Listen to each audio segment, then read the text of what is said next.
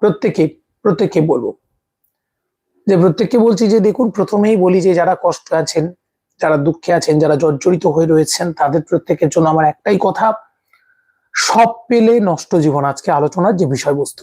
এটা একটা গানের কোটেশন, যে সত্যি কি জীবনে সবকিছু পাওয়া যায়? উত্তর হচ্ছে না। আমি কিছু কিছু মানুষের জীবনের ঘটনা বলি, যেগুলো বললে আপনারা বুঝতে পারবেন যে সব পেলে নষ্ট জীবন হয় কেমন করে।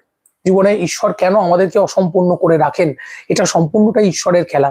আমাদের কখনো তিনি পূর্ণ হতে দেন না, কারণ মানুষ যখন পূর্ণ হয় তখন ঈশ্বরকে বলে, তখন তার নীতি থেকে বলে। আর অপূর্ণ মানুষ, জীবনে অপূর্ণ থাকা ভালো, জীবনে পূর্ণ হলে তার মধ্যে অহংকার আসে, আর জীবনে পূর্ণ হলে তার মধ্যে আসরিক শক্তি প্রবেশ করে।